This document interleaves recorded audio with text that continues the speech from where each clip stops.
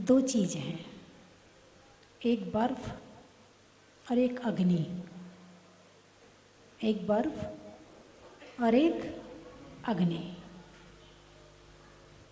दोनों का काम क्या है? एक का जलाना और एक का गलाना। अग्नि जलाती है, बर्फ गलाती है। अग्नि में जो चीज़ जाएगी वो नष्ट हो जाएगी, और बर्फ में जो चीज़ जाएगी वो भी नष्ट हो जाएगी।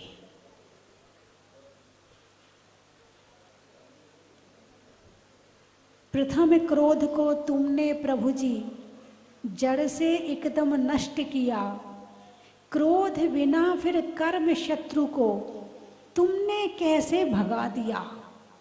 है विस्मय पर ठीक भी लगता, बर्फ भी शीतल होती है, किंतु हरे भरे वृक्षों को निश्चित शीघ्र जलाती है। ये लाइनें हैं कल्याण मंदिर स्तोत्र, आचार्य कुमंत चंद्र स्वामी के द्वारा लिखा हुआ। उन्होंने इस स्तोत्र में कहा है, भगवान से कहा कि भगवान आपने क्रोध को तो नष्ट कर दिया, और बिना क्रोध के शत्रुओं को कैसे भगा दिया आपने, क्योंकि बिना गुस्से के तो कोई भागने वाले है नहीं है। फिर अगली लाइन में कहा, है विस्मय पर ठीक भी लगता, आश्चर्य तो लग रहा है कि क्रोध के बिना शत्रुओं को भगा दिया, मगर बर्फ भी तो वस्तु को नष्ट कर देती है। ऐसे आपने ठंडे होकर शांत होकर कर्म शत्रु को भगा दिया। संसार का जितना पुद्गल का रूप परिवर्तन होता है, या तो वो अग्नि से होता है और या फिर वो बर्फ से होता है। बर्फ में पानी ले लो आप, बर्फ के साथ साथ पानी भी ले सकते हैं, है ना, क्योंकि पानी में यदि जो चीज़ चली जाए वो भी गल जाती है। कपड़ा डाल दो, 1 दिन 2 दिन 10 दिन 20 दिन महीना भर गल जाएगा। शरीर डाल दो आप, वो गल जाएगा। अभी दिन भर जो महिलाएं कई बार दिन में कपड़े धोती हैं और 2-4 घंटे लगातार कपड़े धो लें तो उनके हाथ ऐसे गले गले से हो जाते हैं। अभी तो 2-4 घंटे में इतना मामला हुआ है, और पूरे से डाल देंगे तो साफ हो जाएगा। तो बर्फ़ तो है ही है, बर्फ़ के साथ साथ पानी भी हो सकता है कि पानी में जो चीज़ जाती है वो गल जाती है। पानी के साथ यदि मिट्टी हो तो मिट्टी भी फिर वही काम करता है जो काम पानी कर रहा है, यानी मिट्टी में कीचड़ में जो चीज़ चली जाए वो भी गल जाती है। लोहा है, कीचड़ में पड़ा रहे 1 दिन 2 दिन 10 दिन, क्या होगा भाई? लोहा गल जाएगा। लोहे को गलाने की ताकत किस में है? पानी में है। लोहे को जलाने की ताकत किस में है? अग्नि में है। जलाने की ताकत अग्नि में है और गलाने की ताकत पानी में है, बर्फ में है। चर्चा आज शंबर की करनी है। तत्व 7 होते हैं, जीव, अजीव, आश्रव, बंध, बोलिए बोलिए, संवर, निर्जरा, मोक्ष। चलो 2-4 लोगों को तो याद है, सबको याद नहीं है मगर 2-4 को तो याद है। आप जीव हैं, शरीर अजीव है, कर्मों का आना आश्रव है, कर्म का आकर आत्मा से दूध पानी के समान बंध जाना बंध है, आते हुए कर्मों का रुक जाना संवर है, कर्मों का एक देश झड़ना निर्जरा है, और संपूर्ण झड़ना मोक्ष है। आ गया समझ में? कठिन तो नहीं है, केवल 7 बातें तो हैं, सादी चीज़ तो याद करनी है ना। तो कल तक आश्रव की चर्चा चल रही थी, बंध की चर्चा चल रही थी। आज चर्चा करेंगे कि जो कर्म आ रहे हैं उन्हें रोके कैसे। ऐसा कौन सा काम करें कि कर्म आने रुक जाएं। हर कोई चाहता है कि मेरा कर्म बंध ना हो, मगर वो काम तो करना पड़ेगा। भाई दरवाज़ा है, दरवाज़ा बंद नहीं करोगे तो हवा तो आएगी ना। हवा, आपने दरवाज़ा तो खुला रखा है और फिर सोचो कि हवा आनी रुक जाए, हवा आनी रुक जाए, कैसे रुक जाएगी? दरवाज़ा तो बंद करना ही पड़ेगा। तो छैढाला में पंडित दौलत राम जी ने बताया है, शम दम तय तय कर्म न आवे सो संवर आदरिये। दो तरह से बताई उन्होंने, दो ट्रिक बताई है। कितनी ट्रिक बताई है? दो ट्रिक बताई है। कौन कौन सी? शमन और दमन। शमन करना शांति से, दमन करना तप से। दमन गर्मी, 12 तप के द्वारा कर्मों की निर्जरा करना और का आते हुए कर्मों का रोकना संवर है। पंच महाव्रत समिति गुप्ति कर वचन काय मन को 10 विधि धर्म परिसय 22 12 भावन को। यहाँ शमन और दमन दो शब्द दे दिए हैं। इसका जब विस्तार किया जाएगा तो आप लोग 12 भावना में पढ़ते, पंच महाव्रत समिति गुप्ति कर वचन काय मन को 10 विधि धर्म, 10 धर्म, 10 विधि धर्म परिसय 22 12 भावन को। यह सब भाव 57 मिलकर आश्रव को खोते, स्वप्न दशा से जागो चेतन कहाँ पड़े सोते। कहाँ पड़े सोते, यानी सोता हुआ व्यक्ति ये काम नहीं कर सकता। क्या क्या नहीं कर सकता? पंच महाव्रत, पंच समिति, 3 गुप्ति, 10 धर्म, 22 परिषद और 12 भावनाओं का पालन, उसका चिंतन, उसका मनन सोता हुआ व्यक्ति नहीं कर सकता। इसलिए कहा है कहाँ पड़े सोते, उठो जागो। ये कर्मों को रोकने में कारण है। इनके कारण से कर्म रुकते हैं और कर्म रुकेंगे तो बंधन नहीं होगा, बंधन नहीं होगा तो मुक्त हो जाओगे। मुक्त होने का कौन सा तरीका है कि जो बंधन में बांध रहा है उस बंधन को दरवाजे बंद कर दो। भाई ऐसा कोई आपने व्यक्ति देखा कि अपने हाथ से अपने हाथ पांव बांध ले? अरे बोलिए ना, ऐसा कोई व्यक्ति देखा क्या आपने कि अपने हाथ से अपनी खुद ही बेड़ियां पहन के लो, मुझे बेड़ी पहना दो, और कोई ना पहनाए तो खुद ही पहनना शुरू कर दे और ताला लगा के चाबी को समुद्र में फेंक दे? ऐसा कोई व्यक्ति देखा क्या आपने? अरे बोलिए ना। अरे हम सारे वो ही हैं, हम सारे वो ही हैं। अपने हाथ से खुद ही बंधन में बंध रहे हैं, खुद ही ताला लगा रहे हैं और चाबी को समुद्र में फेंक रहे हैं और उसी बंधन में अपने आप को खुशी महसूस कर रहे हैं। बोलिए 5 महाव्रत का पालन हो रहा है? नहीं हो रहा है। 5 समिति का पालन हो रहा है? नहीं हो रहा है। 10 धर्म का पालन हो रहा है? नहीं हो रहा है। 22 परिसय का पालन हो रहा है? नहीं हो रहा है। क्या हो रहा है? 12 भावनाओं का पालन हो रहा है? वो भी नहीं हो रहा है। तो इसका मतलब फिर हम बंध रहे हैं, छूटने के उपाय नहीं कर रहे हैं। इसका मतलब बंधन का काम चल रहा है। क्या कहा? छूटने के उपाय नहीं कर रहे हैं, कर्मों को रोकने के उपाय नहीं कर रहे हैं। इसका मतलब कर्मों का आश्रव चल रहा है और जो आ रहा है वो बंध रहा है। हम चाहें तो भी और हम ना चाहें तो भी कर्मों का बंध तो प्रति क्षण बिना पलक झपके प्रति क्षण कर्मों का बंध हो रहा है। इसको गलाने की और जलाने की जो प्रक्रिया है कि ध्यान की शांति कर्मों को गलाती है। मन वचन काय एकाग्र करके ध्यान की जो शांति है, जो शीतलता है, वो कर्मों को गलाती है और जो 12 तप की गर्मी है वो कर्मों को जलाती है। अब इन दोनों में से क्या काम कर रहे हो? अरे बोलिए ना, क्या कर रहे? 12 तप का पालन कर रहे हो? नहीं कर रहे हो। नाम ही बता दो, नाम ही बता दो। करोगे तो तब जब कुछ पता होगा। हैं?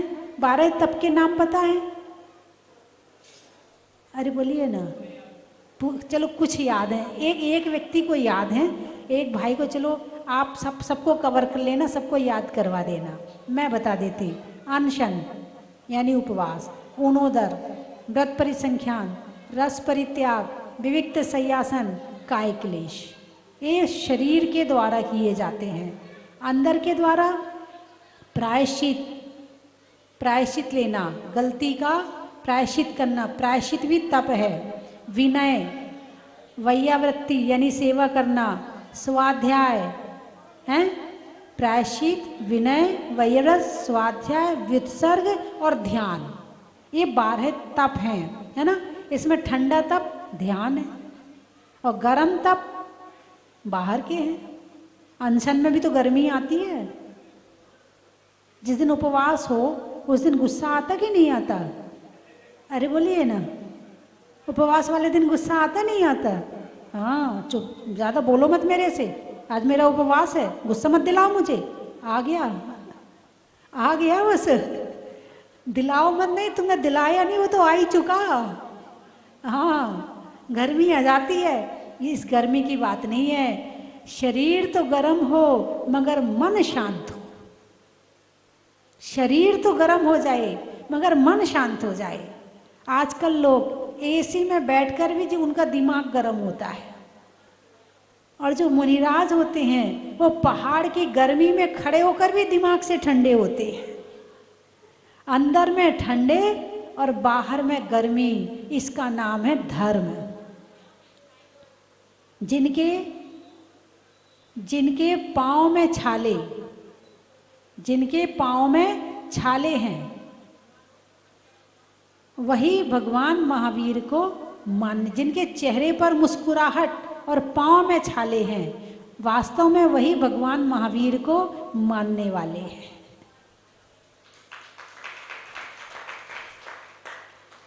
अपने आप को ठंडा रखो, निर्णय की क्षमता बढ़ती है, सोचने समझने की शक्ति जागृत होती है, कॉन्फिडेंस बढ़ता है, सही गलत का न्याय का ज्ञान होता है, और अपने आप को ये लगता है कि हाँ मैं कुछ कर सकता हूँ। लेकिन बस क्या करें माता जी, आपको क्या पता है, आप तो कुछ जानती नहीं हो, आप तो गृहस्थी में रहती नहीं हो। हाँ, ये घर वाले बिना गुस्सा किए मानते नहीं हैं। जब तक ग्राहक पे गुस्सा ना करें तब तक वो ना समझता मेरी बात। ये घर वाले, ये बच्चे तब तक नहीं मानते जब तक इन पे गुस्सा ना कर दिया जाए। अनुशासन रखने के लिए क्रोध जरूरी है, लेकिन अंदर वाला मत करो, ऊपर वाला करो। कौन सा वाला? एक अपने बच्चे को डांटते हो और एक अपनी देवरानी को डांटते हो, दोनों को डांटने में अंतर। अरे बोलिए ना, हैं? छोटे से बच्चे को कैसे डांटते हो? शांति से बैठ, हो गया खत्म गुस्सा, बंधन नहीं हुआ, बस किया छोड़ दिया। और यदि सास हो, देवरानी हो, देवर हो, पति हो, कौन सा वाला गुस्सा करते? बच्चे वाला? कौन सा वाला करते हैं? एक महिला आई तो उसकी एक आंख में थोड़ी दिक्कत थी, आंख से दिखते ही नहीं था, और एक अजीब सी उसकी आकृति थी। फिर उसने अपने आप ही बताया, बोले माता जी ये मेरा बच्चा रसोई में खेल रहा था, मैं रसोई में कढ़ाई में कुछ तलने वाला काम कर रही थी, तो मेरा बच्चा आया और उसने बॉल जो है कढ़ाई में फेंक दी, और उसका जो तेल उछटा वो मेरी आँख में चला गया, उससे मेरी आँख चली गई। अब वो अपने बच्चे को छोड़ देगी? अरे बोलिए ना, पीटेगी, मारेगी, क्या करेगी? सारी जिंदगी उसको कोसेगी? अरे बच्चे ही तो है, क्या हुआ? क्षमा करेगी। क्या करेगी? क्षमा करेगी। यही काम यदि पति के हाथ से हो जाए तो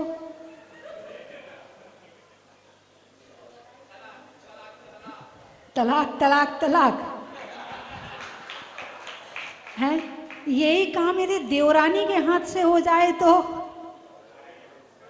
यही काम यदि सास के हाथ से हो जाए तो। आप देखो, बच्चा अपना है तो क्षमा कर दिया, क्या वो क्षमा के लायक नहीं है? उनने भी जानबूझ के नहीं किया। अचानक वो कोई सामान उठा रही थी और वो अचानक कढ़ाई में गिर गया, उसने भी जानबूझ के नहीं किया, जानबूझ के किसी के हाथ से नहीं हुआ। फिर भी हमारा मन एक को क्षमा कर देता है और एक को क्षमा नहीं करता है। तो 5 महाव्रत, 5 समिति, 3 गुप्ती, 10 धर्म, 22 परिचय और 12 भावना। ये 12 भावना जो है उसमें भी संवर के कारण कहे हैं, और जो अपने तत्वार्थ सूत्र में है ना, उसमें भी संवर और निर्जरा के कारण कहे हैं। निर्जरा के भी यही कारण है और संवर के भी यही कारण है ना।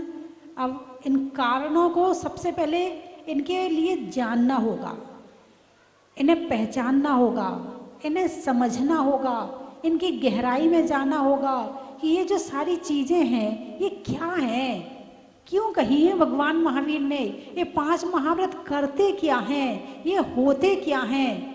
जब तक जानोगे नहीं तब तक मानोगे नहीं। क्या?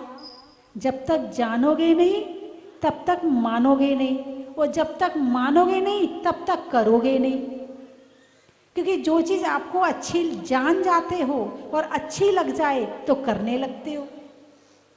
और यदि मान लो आपको पता ही नहीं है कि मेरे पास में चिंतामणि रतन है और आपका बच्चा खेलता रहता है घर में, आपका बच्चा उससे खेल रहा है, आपके लिए वो एक चमकदार पत्थर है और वहीं से कोई जौहरी निकल जाए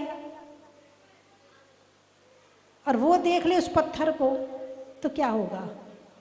हैं? एक पत्थर एक गधे के मालिक को मिल गया। किसको? गधे के मालिक को। उसने वो पत्थर वो अपने गधे से बहुत प्यार करता था। हाँ, गधा अपना तो अपना है, भले गधा हो। क्या? अपना तो अपना है, भले ही गधा हो। अब वो अपने गधे से बड़ा प्यार करता था। वो पत्थर उसने एक रस्सी वस्सी में सेट करके और उसने उसके गले में टांग दिया और मिट्टी खोदने के लिए जा रहा था गधे को लेकर। तो अब वहाँ से एक जौहरी निकला, उसने देखा अरे ये तो बड़ा कीमती रतन है और इसके गधे में लटका हुआ है, ये तो किसी राजा महाराजा के गले में होना चाहिए, ये तो गधे के गले में है। अब उसने कहा भाई ये मुझे देगा क्या?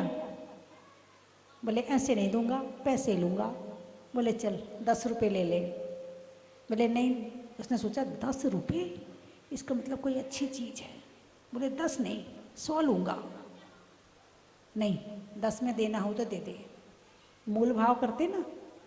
तो उसने सोचा सेठ थोड़ा आगे गया, बोले अपने आप बुलाएगा, अपने आप देगा, इसको तो फ्री में मेरा ये जान ही नहीं रहा कि क्या है ये, इसको पता ही नहीं है, अपने आप बुलाएगा देगा।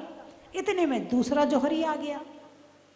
बोले भाई ये पत्थर देगा क्या? बोले दे दूंगा। बोले कितने में? बोले 100 रुपये में। बोले 110 पकड़ो, क्योंकि पत्थर है लाखों का। अब वो पत्थर ले गया, चला गया।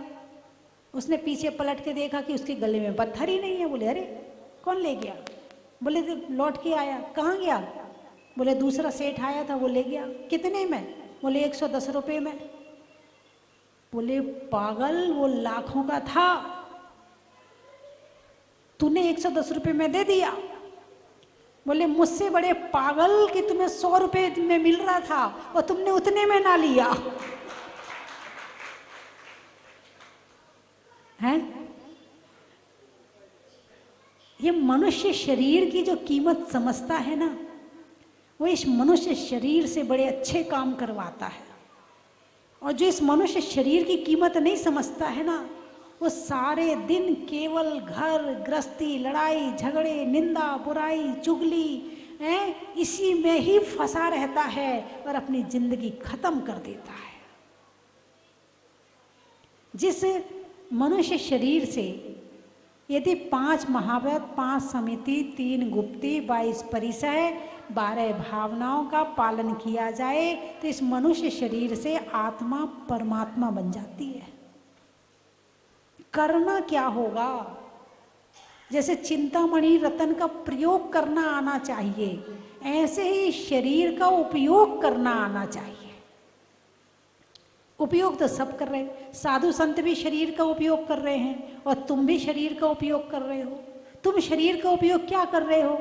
जैसे एक बीज है, बीज को पीस दिया, गेहूं है, गेहूं को पीस दिया और उसकी रोटी बना दी, गेहूं खत्म हो गया। बीज को पीस दिया, उसकी रोटी बना दी, गेहूं खत्म हो गया। अब वो खेत में नहीं जा सकता है, अब वो दोबारा गेहूं पैदा नहीं कर सकता है ना। अब तुमने उससे रोटी बनाई, तुमने खा ली, अब वो दोबारा रोटी बनने वाली नहीं है, वो खत्म हो गया, वो बीज खत्म हो गया। लेकिन थोड़ा सा बीज बचा लिया था और उस बीज को खेत में बो दिया, अब दोबारा बीज पैदा हो गया। यही प्रक्रिया है ना, बीज से बीज पैदा करने की। तो कुछ जो किसान होता है वो सारे गेहूं बेचता नहीं है, सारे गेहूं खाता नहीं है, वो बहुत सारे बीज के रूप में बचा लेता है। यदि बीज के रूप के गेहूं ना बचाए तो अगली फसल ना आए, सब खत्म हो जाए यदि बीज ना बचाया जाए तो। ठीक ऐसे ही जो कुछ आपने प्राप्त किया है उसे यदि भोग लिया, खा लिया, पुण्य है, खा लिया, खत्म हो गया। लेकिन जो आपने अपने समय, अपनी बुद्धि, अपना ज्ञान, अपनी शरीर की शक्ति, अपनी आत्मा की ऊर्जा आपने यदि धर्म में लगा दी तो समझना आपने बीज बो दिया। जितना आपने बोया है उसका तो पेड़ बन जाएगा और जितना आपने खा लिया है वो खत्म हो जाएगा। बात समझ में आई कि नहीं आई? जैसे आप आज यहाँ आए, आपने यहाँ विधान अब आप करेंगे, है ना। झांसी वालों में किनका विधान? वो ही है ना जो सबसे पहले दिन आई थी, आप ही है ना। हाँ, बहुत बढ़िया। तो विधान कब लिखवाया था? मैं कहती 20-22 तारीख में लिखवाया था और सबसे आखिरी विधान सबसे पहला लिखा गया था, है ना। सबसे आखिरी विधान, सबसे पहला विधान आखिरी वाला लिखा गया था और आज आपका नंबर आया, है ना। आज आप आए, ये बच्चों के प्रति प्रेम है। जन्मदिन है ना, आपके बेटे का जन्मदिन है ना, ये बच्चों के प्रति प्रेम का प्रतीक है कि अपने बच्चे को धर्म के माध्यम से उसका जन्मदिन मनाना। ऐसे माता पिता भी होंगे कि जो बच्चे के जन्मदिन पे होटल जाते होंगे, 150 लोगों को बुलाते होंगे, वहाँ 2-4 लाख रुपए खर्च करते होंगे और खा पी के चले आते होंगे, खत्म हो गया। वो 2-4 लाख क्या हुआ? खत्म हो गए। लेकिन आपने अपने बेटे को, क्या नाम है? हर्ष नाम है, महिलाओं में पर्स का, अस्पताल में नर्स का और झांसी में हर्ष का, है। आपने वो बीज बो दिया। कहाँ बोया? सोनागिर में आकर बोया, है, अभिषेक शांति धारा में बोया।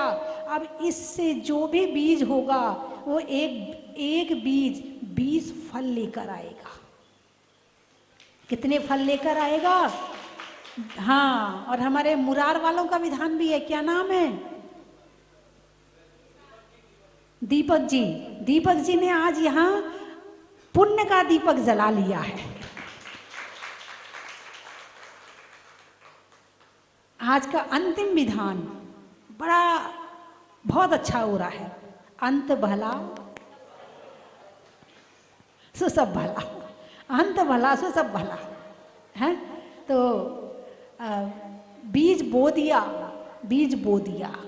आपने प्रतिमा विराजमान करी, आपने बीज बो दिया। आपने मंदिर बनवाया, बीज बो दिया। आपने जिनवाणी भेंट करी, आपने बीज बो दिया, आपने मतलब जितने धर्म के काम में आपने जो लगाया है वो बो दिया, और जो आपने भोगों में खर्च कर दिया वो समझना खत्म हो गया। जैसे आहार दान दिया, आपने चौका लगाया, चौके में आपके यहाँ साधु आए, आपने आहार दिया, ठीक है ना। एक आप साधु जिस दिन आपके घर आए तो क्या कहते हो, अरे आज तो बड़ा भाग्य था, आज तो हमारा पुण्य का उदय था, आज तो हमारे यहाँ साधु के आहार हो गए, ठीक है, ऐसा कहते हो ना, ठीक है। अच्छा, अब एक व्यक्ति ने अपनी बेटी की या बेटे की शादी करी और 2000 लोगों को खाना खिलाया, साधु के आहार में तो एक दिन करवाया, उन वहाँ तो 2000 को खाना खिलाया, 2000 साधुओं को आहार तो दिया नहीं होगा कभी, गिनती से जीवन में 20, 25, 50, ज़्यादा से ज़्यादा 100, इससे ज़्यादा बहुत कम होंगे जिनने दिया होगा, ठीक है ना। लेकिन 2000 आदमी को खाना खिलाया, उसके मुख से कभी ये सुना, अरे बड़ा पुण्य का उदय था, आज तो 2000 लोगों ने खाना खाया मेरे यहाँ, कभी ऐसा सुना आपने? एक साधु के हाथ में जो आपने आहार दिया है वो बीज बो दिया, 2000 को खाना खिलाया है, बीज खत्म कर दिया। तो बीज कहाँ कैसे बोया जाते हैं और कैसे खत्म होता है, इस बात का ज्ञान होना जरूरी है, और नारी में धर्म होना सबसे ज़्यादा जरूरी है। उस दिन मेरे ख्याल से आपके पतिदेव नहीं आए थे, हमारी ये श्रीमती जी अकेले आई थी अपने महिला मंडल के साथ में, ये अकेले आई थी और विधान लिखवा के गई थी। महिलाएं आगे होके धर्म करें, ये बहुत बड़ी बात है। इनकी मम्मी भी अकेले आई थी, लिखवा के गई थी जब, हाँ वो बैठी मम्मी भी, क्या बात है। एक बार दोनों महिलाओं के लिए तालियां बजाइए। महिलाओं से तो धर्म चलता है, जिस घर की महिला में धर्म नहीं होता है उस घर में धर्म नहीं होता है, और जिस घर की महिला में धर्म होता है उस घर के बच्चे संस्कारवान होते हैं और उस घर में धर्म होता है। और पतिदेव तो क्या कहते हैं, हम तो इनका पल्लू पकड़ के पार हो जाएंगे। कई बार तो ऐसा कहते भी सुना, ये बहुत कर लेती हैं महिलाएं, कहती ये ना मुझे मना नहीं करते हैं, मैं जो कुछ करना चाहूँ ना कभी ना नहीं बोलते हैं, तो उन्हें खुशी होती, यानी वो आपकी अनुमोदना कर रहे हैं, भले वो कर नहीं पा रहे। वैसे तो सबका पूरा परिवार आया है, मुरार का भी और झांसी वाला दोनों पूरा परिवार आया है, लेकिन कई बार जब नहीं कर पाते हैं तो पल्लू पकड़ के जाने की बात कर लेते हैं। अनुमोदना इसको कहते हैं, अनुमोदना, तुम कर लो मैं तुम्हारे साथ हूँ, ये अनुमोदना है। खुद करना, कराना, करने वाले की अनुमोदना करना, है ना। तीनों का फल है, तीनों में फल बहुत मिलता है। तो 5 महाव्रत, 5 समिति, 3 गुप्ती। अब यहाँ पर इसकी चर्चा अपन 6वीं ढाल में करेंगे। 6वीं ढाल में मुनियों का वर्णन आएगा, हैं, 13 प्रकार के चारित्र का वर्णन आएगा। मुनियों के चारित्र का वर्णन जब आएगा तो उसमें 5 महाव्रत खूब अच्छा 6 डाला में वर्णन किया है, इसका वर्णन अपन वहाँ करेंगे। तो संवर, कर्मों को आने से कैसे रोकें। तुम घर में कुत्ता ना आए तो कुत्ता फाटक लगा देते हो, हवा ना आए तो दरवाज़ा बंद कर देते हो, मेहमान ना आए तो बुराई ले लेते, लड़ लेते कि अब आएगा नहीं। जिसको बुलाना ना हो उससे लड़ाई झगड़ा कर लो, फिर वो नहीं आएगा। लेकिन कर्म ना आए, इसका उपाय किया आपने? इसका उपाय नहीं किया। पहले तो बुराइयों को घटाया जाए, गुणों को बढ़ाया जाए, और जैसे जैसे गुण बढ़ेंगे वैसे वैसे अपने आप सारी चीज बढ़ने लगेगी। तो बंधुओं, आज विधान का अंतिम दिवस है, आज समापन है, कल हवन है। बिजली में तार का, शास्त्र में समय सार का और मंत्रों में नमोकार का। टेलर में नाप का, गर्मी में ताप का और नमोकार मंत्र की जाप का। खेत में धान का, शादी में पान का, होने वाले आज के विधान का। आत्मा में एक का, मनुष्य में नेक का, करने में भगवान की अभिषेक का, लगाने में नारा का, आकाश में तारा का, करने में भगवान की शांति धारा का।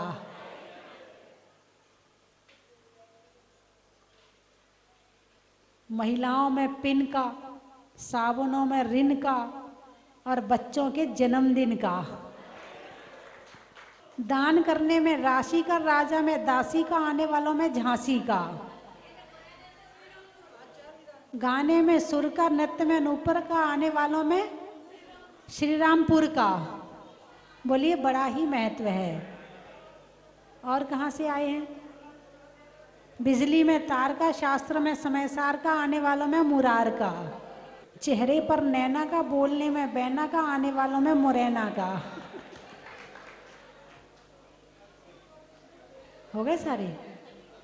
सुनने में ईयर का, छोड़ने में बियर का, और आने वालों में ग्वालियर का। बोलिए 24 भगवान की।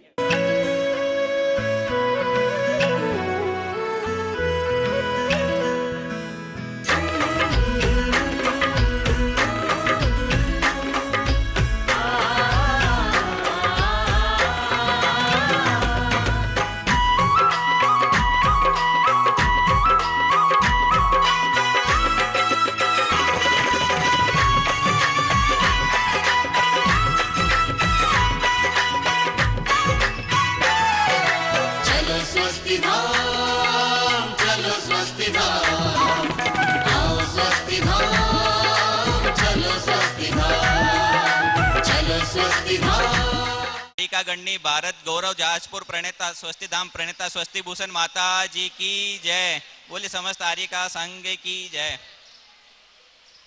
बंधुओं, जब से जाजपुर में प्रतिमा प्रकटित हुई है तब से मेरा यहाँ अनवरत आना चालू है। जब एक बार दो बार आया तो गिनती कर रहा था, सबको बोलता था मैं जाजपुर एक बार जाके आ गया, दो बार जाके आ गया, तीन बार जाके आ गया। मैं यहाँ से 140 किलोमीटर दूर ब्यावर से आता हूँ और अब मेरे करीब साल के 15 से 20 चक्कर यहाँ के हो जाते हैं।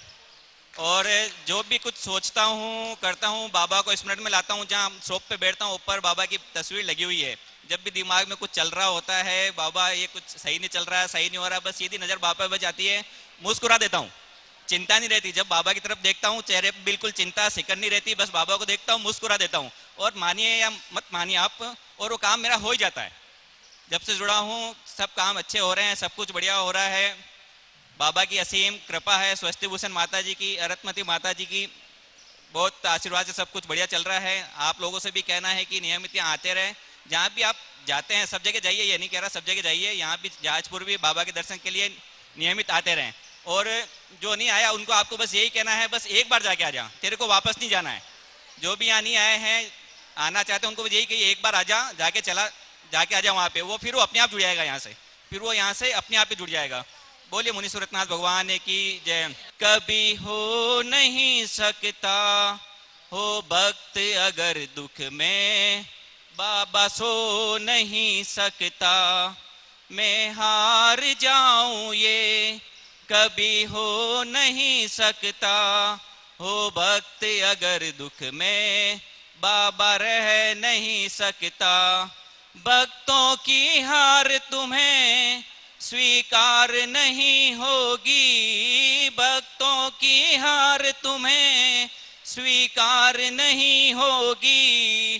पूरा है भरोसा मेरी हार नहीं होगी। सांवरे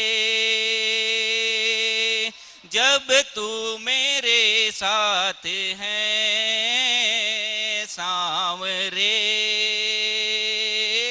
डरने की क्या बात है।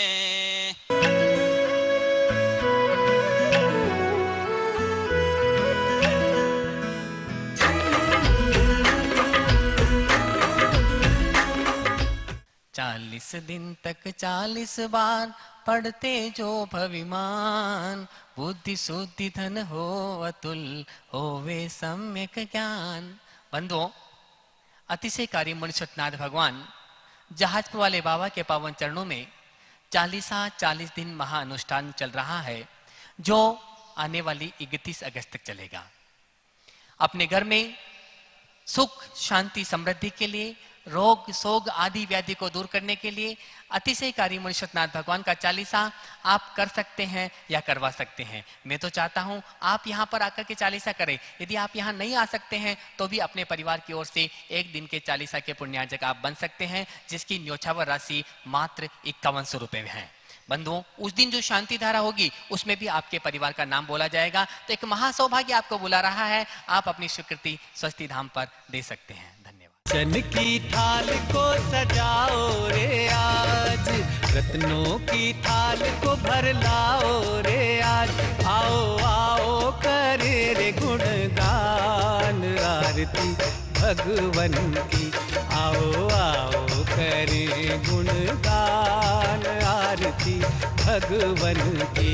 आओ आओ करे रे गुणगान आरती भगवन की।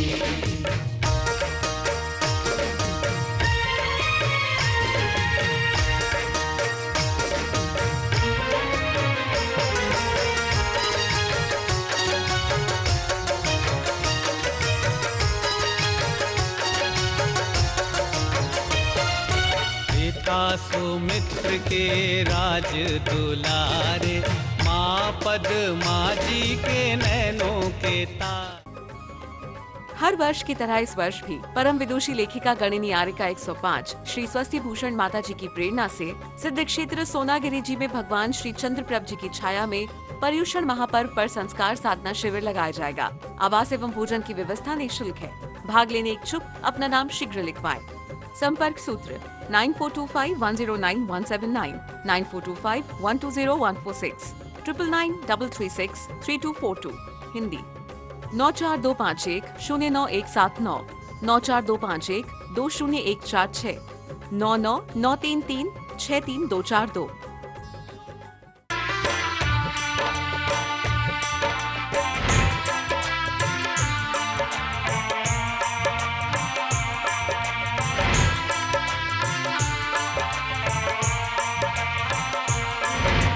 चलो रे चलो रे चलो चलो रे चलो रे चलो चलो जहाजपुर।